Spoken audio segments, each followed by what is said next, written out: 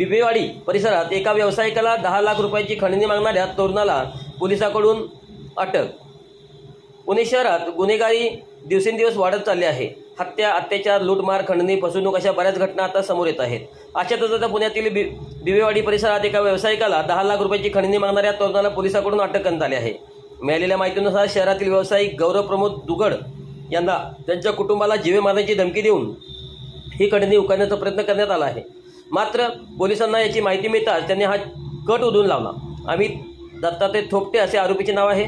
आरोपीने दुगड यांच्या वडिलांच्या मोबाईलवरून अश्लील मेसेज स्वतःच्या मोबाईलवर पाठवले, तसेच त्यांचे स्क्रीनशॉट काढून दुगड यांना पाठवले। हे स्क्रीनशॉट व्हायरल करणार असे सांगत कुटुंबातील सदस्यांना जीवे मारण्याची धमकी दिली।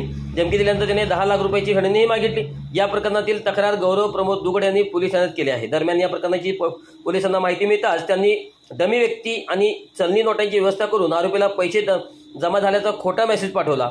त्यानंतर आरोपी पैसे घेण्यासाठी ठरलेल्या ठिकाणी पोहोचतात बिबेवाडी पोलिसांनी सापळा रचून त्याला ताब्यात घेतले। आरोपीने खंडणी मागितल्याची कबुली दिल्यानंतर या प्रकरणात न्यायालयाने त्याला 31 मार्चपर्यंत पोलीस कोठडी सुनावली आहे।